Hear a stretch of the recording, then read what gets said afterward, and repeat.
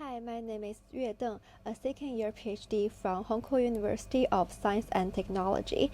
The title is Persuasion or Insulting: Unpacking Discursive Strategies of Gender Debate in Everyday Feminism in China. Before this presentation, there is a content warning because some examples in this play may include some civil words. Let's begin with some real-life scenarios that spark gender debate on social media. A woman on a high-speed roadway unexpectedly experienced her period. She was so frustrated because there were no menstrual products available on the high-speed roadway. And she spoke up about it on social media. This phenomenon got intense debate on social media with more than 800 million views. A larger volume of conflicting viewpoints emerged. Like here, we can see a female said, "Go away, you man! It's none of your business." And a man replied, "All these women are acting like big babies." Another case is women often face long lines and wait to use overcrowded bathrooms, while men had quicker and easier bathroom experiences. This also aroused intense gender debate, with more than 400 million views. Like in this example, a female said, "This man must be blind if they cannot see the long lines at the women's restrooms," and a male statistically remarked, "Stop arguing, girls die in the restroom." These two cases exemplify the everyday challenges faced by women in China. It provides a lens to understand the gender debate within everyday feminism.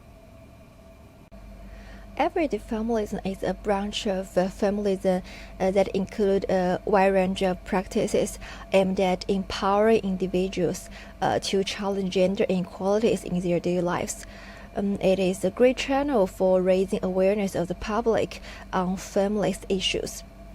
Actually, in the United States, some events have played a role in empowering women's voices and addressing their daily needs.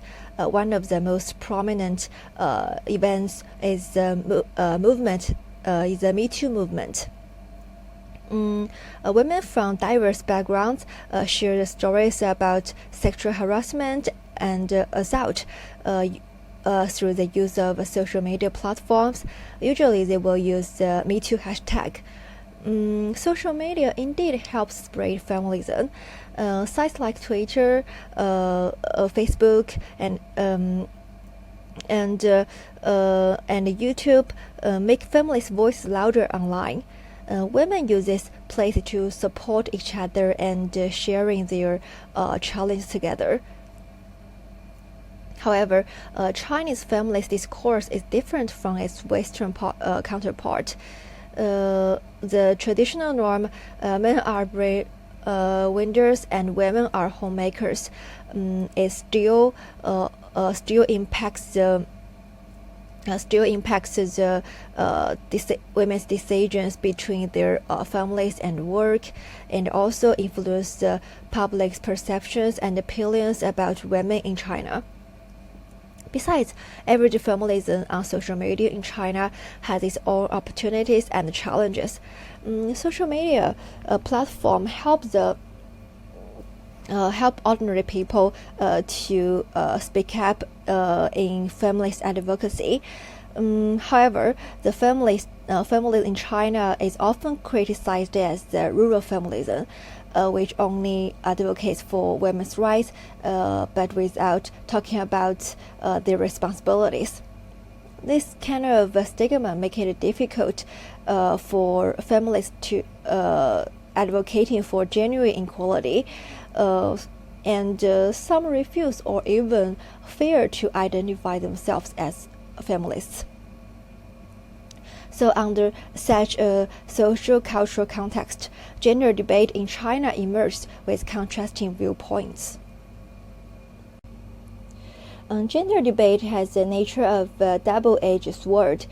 uncivil discourses like offensive and abusive languages has become a significant and very obvious component in gender debate. Of course, it has severe consequences like polarizing views of issues and redirecting focuses from real gender issues to sheer antagonism.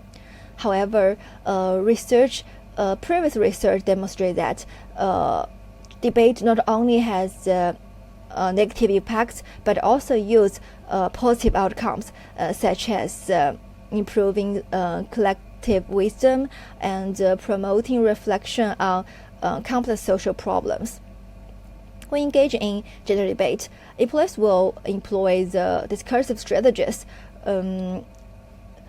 Effective use of these discursive strategies will help empowered women to express their needs and reduce user disengagement. However, if the inadequate utilization of these strategies may result in polarization and, for example, after our persuasion, maybe someone will support their original opinions even more strongly. We call this kind of phenomenon the backfire effect.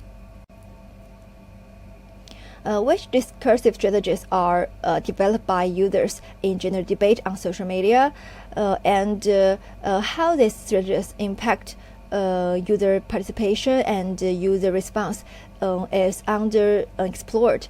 So, in this paper, we propose these following research questions. We first choose two representative cases of gender debate as the context in our study. That is, two cases we talked about earlier. We selected a keyword-based method to retrieve data, and after filtering, we got more than 20,000 relevant posts. Before exploring the 2RQ, we did a preliminary context explorations, and we found this context involved both uncivil content and constructive discussions, and the discussions could be categorized into either supporting women's needs or not. So we built three classifiers and did a statistical analysis to assess the distribution of these three dimensions. For RQ1, we utilize open coding approach to identify discursive strategies. We also provide quantitative description for these strategies, and we also compare the gender-related difference between in usage patterns of these strategies. For RQ2, we utilize a regression analysis to investigate the debating strategies' effects on user participation and user response. The former one serves as an indicator of the level of interaction in the discussion, and the user response assesses the meaningfulness and the productivity of this discussion. From the first two columns, we find our context is mixed with uncivil and constructive content. And from the third column, we find uncivil and constructive content could simultaneously displayed in one post, and the percentage of this kind of posts is more than 15%. In comparison with the constructiveness dimension between supportive women's needs and non-supporting women's needs, we find individuals tend to share more useful information when advocating for women's needs. These discursive strategies were organized into 5 categories, including a comprehensive set of 15 debating tactics. Like for this example, a user utilized animal or sexy nomination strategy using a sexy term to warn men against joining the discussion.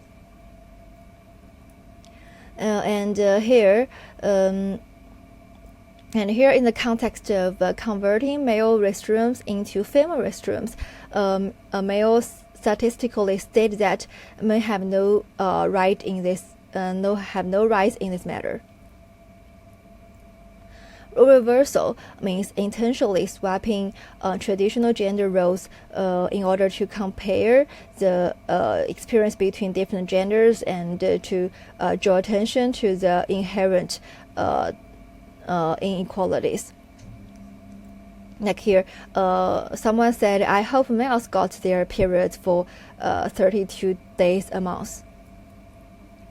And gender exclusion aimed at excluding individuals of a specific gender from participating in or commenting on issues related to another gender. And recontextualization involves taking quotes, especially the more extreme ones, and then displaying or making fun of them. Like here, a woman quoted a comment from a man to express her anger. Gender perspective taking refers to expressing viewpoints that support opposite gender. Gender-related education means include a wide range of practice of educating others by providing descriptions and explanations of gender-related knowledge. For example, one user spread essential information about women's physiological and hygienology to the community. The timing of a woman's period is not something women could control.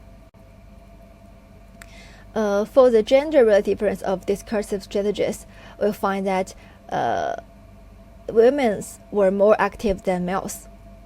And here we can say that females will more likely use strategies like sarcasm, general name calling, and gender exclusion.